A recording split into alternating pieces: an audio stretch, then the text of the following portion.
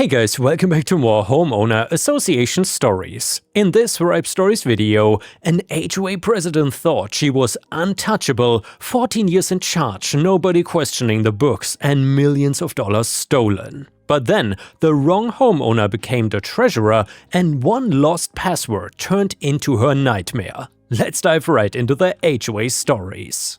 And the first one is titled, HOA President Arrested After Stealing Over $2.3 Million from Homeowners. So for some context, I work in cybersecurity, not the cool kind where you hack into stuff in a hoodie, the boring kind where you do forensic accounting investigations for insurance companies and the occasional law firm. I've been doing it for about 16 years and I know what financial fraud looks like the way a mechanic knows what a bad transmission sounds like. You just learn to hear it. About 4 years ago, my wife and I bought our first house. Big deal for us because we had been saving for almost a decade.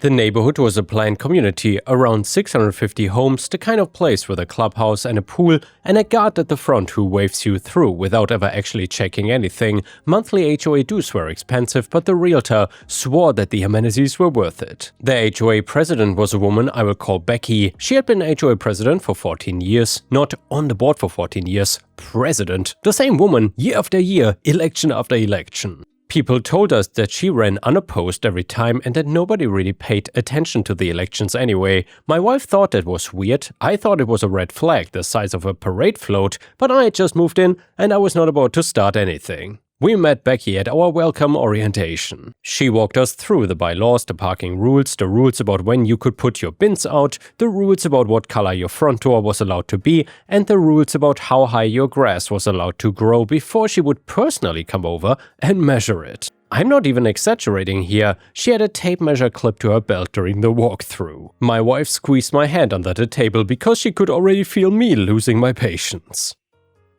About 6 months in, the HOA treasurer suddenly resigned. The official explanation was that he was relocating for work. The unofficial one was, which I picked up at a neighbor's barbecue, that he and Becky had been fighting for months about the books and that he had told 2 different people that he was done dealing with that woman. Then one day, he was just gone. House on the market in a week. The board needed a new treasurer. Nobody wanted the job. I made the mistake of mentioning at the next community meeting that I had a finance and audit background. 2 weeks later, I was the new treasurer, unanimous vote. Becky smiled at me from across the table the whole time, the way somebody smiles when they are sizing you up. The first thing I asked for as treasurer was access to the QuickBooks file. Standard stuff, you know. The treasurer needs the books, that's literally the entire job description, and Becky told me the password was lost. I will say that part again so it sinks in the way it sunk in for me. The HOA president of a 650 home community with a budget of around $1.8 million a year told me that the password to the financial software had been lost. I asked her how she had been doing the books, and she said she had been working from memory and printouts. I asked if I could have copies of the printouts, and she said they were at her sister's house in storage because she had been doing renovations. I asked if we could call Intuit support and reset the password, and she said she had already tried and they couldn't help her. I asked if I could try myself, and she said she would look into it and get back to me, but she didn't get back to me. This went on for 3 months. Every meeting, I would politely ask for access. Every meeting, she would have a new excuse. The laptop was acting up, the internet at her house was bad, and her sister had moved the boxes. She had a doctor's appointment, and so on. Her grandson was visiting, and at this point I knew. I had known since the second meeting, honestly, but by month 3 I was sure. The only question was how bad was it gonna be when I finally got into that machine. I want to be clear about something. I didn't snoop, I didn't break into anything, I didn't do anything illegal before anyone in the comments asks me. As treasurer, I had the legal right to those records under our state's HOA statutes and under our own bylaws. She was the one in violation by refusing to hand them over. I'd already quietly checked in with an attorney friend just to make sure I had my facts straight. In month 4, I tried something different. I told Becky that I would be happy to help recover the QuickBooks file myself. Since this kind of thing was what I did for a living, I made it sound like I was doing her a favor. I framed it as embarrassing for her if it ever came out at a meeting that the books had been inaccessible for months on her watch, and I said something like, the recovery process is gonna need to run a long verification through Intuit support, and they usually take a while to get back to you. If you're okay with it, the easiest thing is for me to take the laptop home, leave it running overnight, and bring it back tomorrow morning. She didn't love the idea, you could see it in her face. But I had actually cornered her. She had spent 4 months publicly insisting the books were just temporarily inaccessible. If she said no to the one person on the board offering to fix it for free, the whole board was gonna start asking questions that she could not answer. So she handed me the laptop. She told me 3 separate times not to mess with anything personal, and I drove straight home. I made a forensic image of the entire drive in my home office before I even thought about the QuickBooks file. That is just habit, you always preserve the original. If this ever turned into anything, I needed an unaltered copy of the disk as it existed the moment it left her hands with hashes and timestamps, chain of custody matters. I've watched cases get thrown out because somebody got cute and edited a spreadsheet before the investigators saw it. Then I started looking around. The QuickBooks password was not lost, it was saved in her browser autofill. So that means I did not even need to crack anything. I logged in on my second try and there were 2 QuickBooks company files on the desktop, 2 of them. One was named something generic like HOA Financials Board, the other had a date code on it and a small V2 tag. When I opened that one, the numbers were completely different from the version she had been showing the board. I sat there at my desk for a long time and my wife came in around midnight to ask if I was coming to bed and I just pointed at the screen. She read for about 30 seconds and said, "Oh my god." The clean version, the one she presented to the board every quarter, showed the HOA was running a small surplus and that vendor payments were going where they were supposed to go. You know, things like landscaping, pool maintenance, the security gate contractor, insurance, legal retainers, all of it looked fine. The other version showed the actual transactions, and the actual transactions told a story. And by the way guys, just to quickly interject here, if you enjoy the HOA stories, please don't forget to like the video and subscribe to the channel if you haven't already. And by the way, if you cannot get enough of my daily content, there's also the option to join my membership program if you're on mobile, and maybe also if you're on PC, if you click the join button. You will get access to more than 100 plus member exclusive videos that you won't find anywhere else. Anyway, let's continue with the story. So for 14 years, Becky had been running a textbook embezzlement scheme, several of them actually, layered on top of each other. The simplest one was a shell company called D&M Consulting that had been billing the HOA between $4,000 and $7,000 a month for administrative services and compliance review. But there was no D&M Consulting. I looked it up in the state business registry that night, and the registered agent address was Becky's home address. The listed organizer was her, in her own name, sitting right there in the public record like she never expected anyone to look. There was also a fake law firm she had been paying retainers to. The name was a slight variation on a real firm in the next town over, and at first glance the invoices looked legitimate, but the routing numbers on the payments went to an account at a credit union 3 hours away that had also been opened in her own name.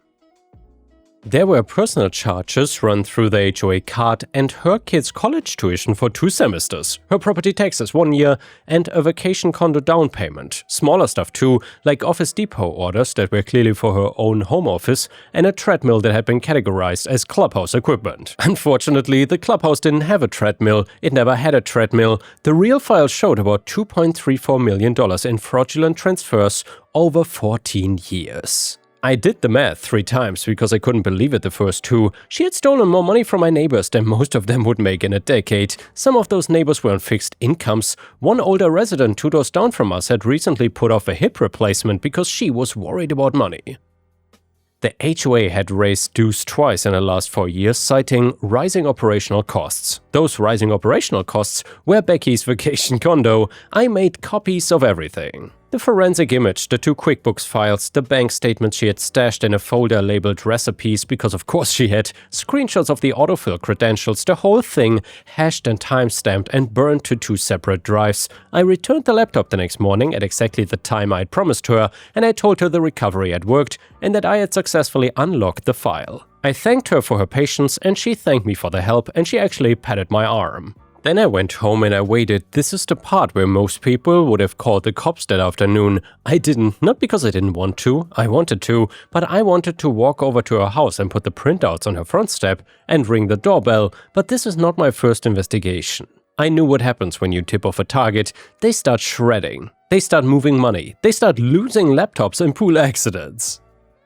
The window between somebody realizing they've been caught and the evidence disappearing is sometimes measured in hours. I submitted the entire thing confidentially to the state attorney's office. I included my real name and a way to reach me, but I asked them to keep my identity protected from the board and from Becky unless it became absolutely necessary to reveal.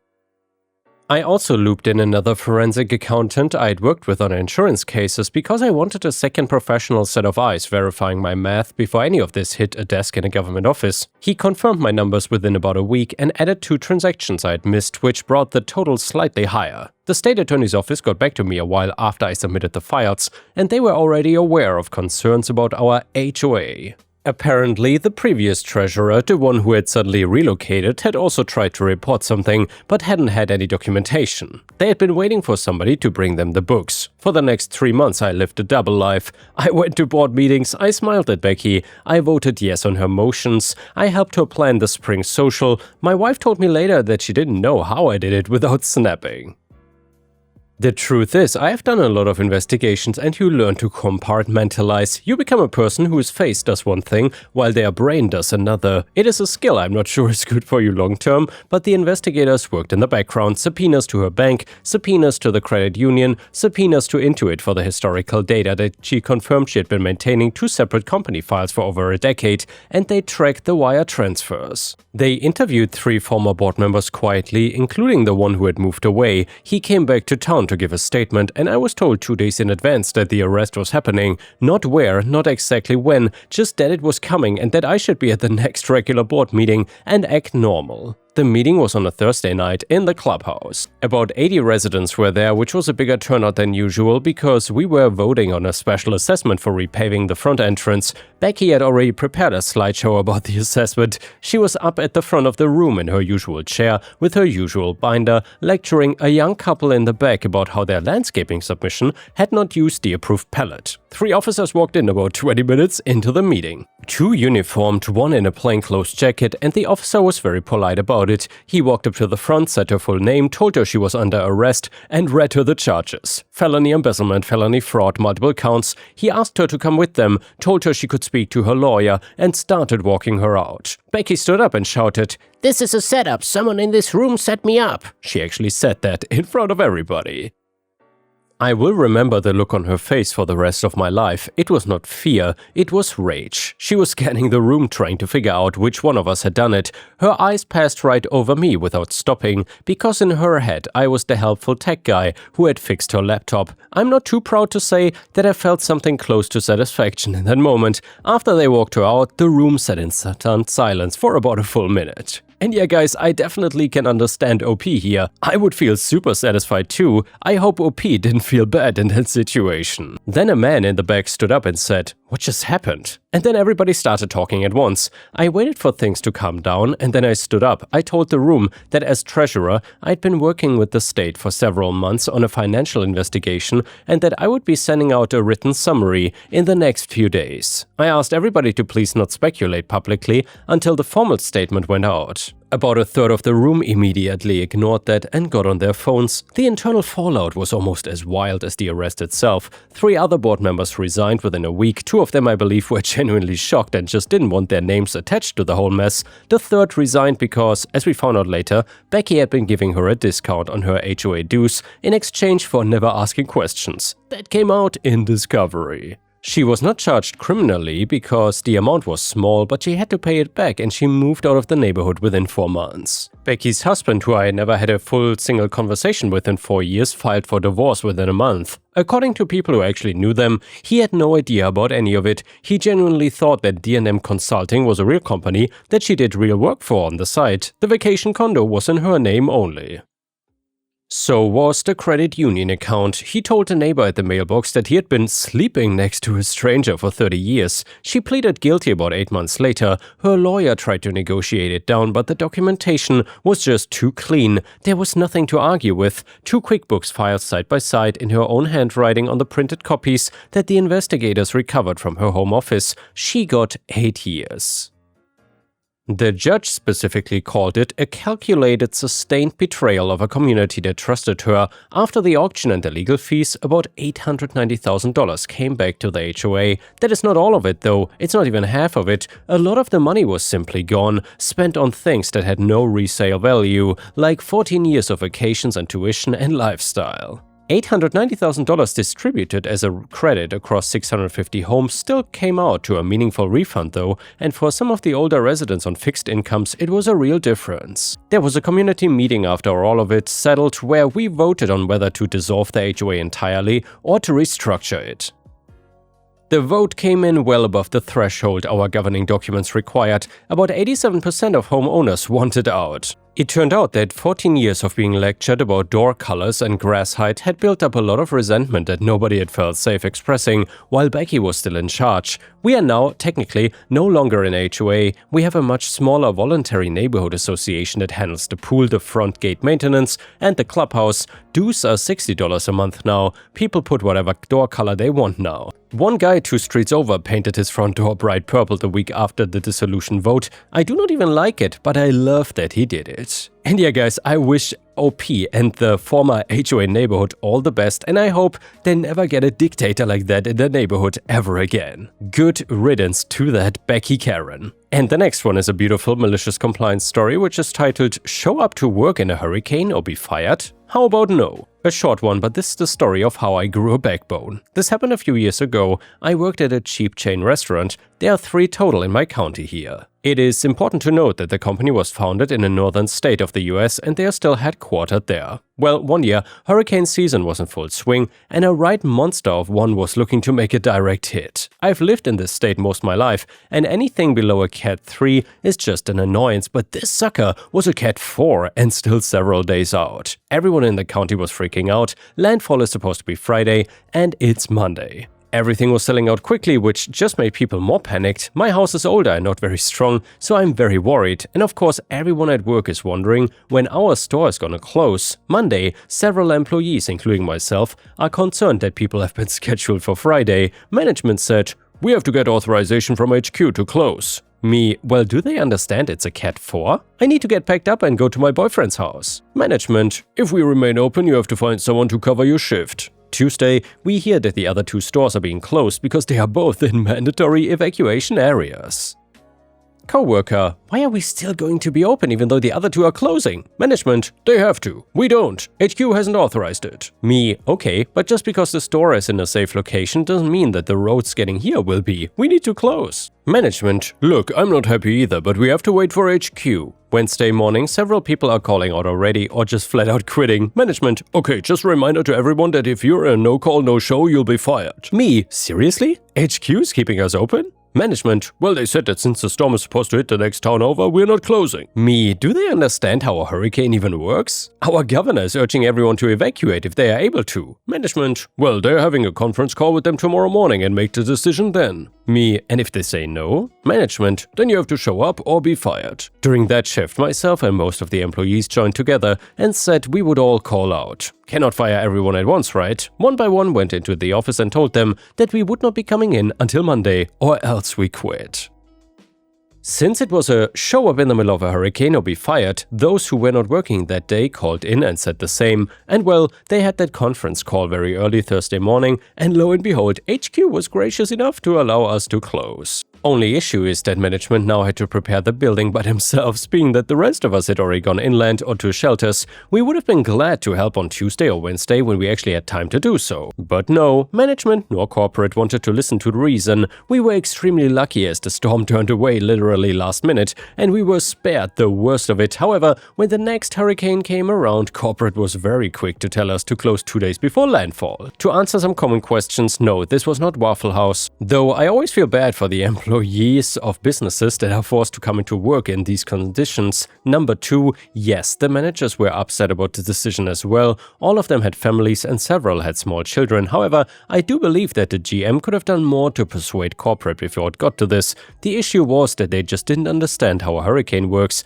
because they kept citing that we were out of the flood zone, so we would be safe. No, it doesn't work that way. Number 3, yeah, I do sorely wish food service and retail had their own union. Number 4, this was in Florida, but I'd rather not name the hurricane as it was headed to a specific cluster of cities in one county, and I'd rather not make it obvious what the name of the business is because it's good money in between jobs. It was not Irma though. Number 5, to clarify the MC a bit, we were told to either show up or be fired, and we were given a willful choice. So just about all of us chose to be fired, which management nor HQ had expected. They thought we would all just fall in line to keep our jobs. So when management had their conference call, they had to tell HQ that the whole store is willing to be fired, do not show up to work. And HQ crunched the numbers and realized the cost of hiring a whole new staff plus flying in support staff to help train, as well as having the store closed in the meantime, was not worth trying to stay open for customers that weren't going to show up anyway. And the next malicious compliance story is titled, "Turns out he had the money." So this is the story of my late grandpa. My grandma recently told me the story about how my grandfather got his blue pickup truck from an idiot salesman. My grandpa, whose name will be Chuck, always dressed like he was low on money, ripped up shirts and jackets because it's cheaper than buying new crap. But Chuck actually had quite a bit of money from some stocks he invested in anyways. Onto the story, Chuck's car recently broke down and he needed a new one, and my grandma always liked the blue pickup from the local dealers, so he decided to buy it. Well, Chuck loved to haggle for a good deal, and this time was no different. The car, $18,000, and the salesman, who we will call Jack, doesn't even think Chuck has made that much in his life based on his appearance, so while their negotiation, Chuck says, "Chuck, I will give you $9,000 today. Jack, if you can get me $9,000 by sundown, the car's yours." And with that, they shook on it, and Chuck went off to the bank where he wrote up a check for $9,000, and an hour later he walked up to the dealer with a crap-eating grin on his face when he set down the check and asked, "Where are the keys?" Jack tried to argue that there was no contract, but when Chuck called Jack's boss Bob, the conversation went as follows. "Bob, Jack, did you agree to the terms?" Jack, "I didn't think he would actually get it." "Bob, did you agree or not?" Jack, "I did." "Bob, then give him the damn car and pack your things. You're fired." Chuck drove off with his truck, and the dealer is there to this day. I'm gonna get my first car from there soon, although I don't think I will get the same deal, sadly. And the next one is another beautiful malicious compliance story which you don't want to miss. It is titled, "Manager told me to document everything, so that is exactly what I did." So this happened a few years ago when I was working at a call center. We had a manager, I would just call him Chad, who was very fond of saying, "Document everything," whenever there was any kind of dispute or miscommunication. Paper trail, he would say. Always have a paper trail. Chad also had a habit of giving verbal instructions that contradicted what was in the written procedures. Small things mostly, like telling us to skip certain steps to handle calls faster or to process refunds in a way that wasn't quite by the book. When you would ask him to put it in writing, he would wave it off and say, "Just do it, I will back you up." After the third time though, I got flagged in a quality review for following Chad's verbal instructions. I started documenting everything. Every time he told me something verbally, I would send him an email immediately after saying, "Just to confirm, you are asking me to do X in situation Y. Let me know if I got that wrong." He always ignored those emails, unfortunately, never confirmed, never corrected. After about 2 months of this, there was a bigger issue where a process I followed, again based on his verbal instruction, caused a problem that got escalated. Derek said in the meeting that he never told me to do it that way. Well, to counter, I forwarded the email chain, 14 emails, all sent within minutes of our conversations, all ignored by him, time-stamped with no correction ever sent. The meeting got very quiet. Derek said the emails did not reflect the full context. His manager, who was also in the room, asked him to walk through what the full context was, and he could not really do that. Long story short, I kept my job, but Derek was moved to a different role about 6 weeks later. I still send follow-up emails for everything. And yeah guys, this story is really a good lesson. It's always a good idea to be able to cover your back with a paper trail if everything goes wrong. I hope Derek learned his lesson as well. Thank you so much for watching. Please check out my playlist on the left if you cannot get enough of my content, and I will see you again tomorrow.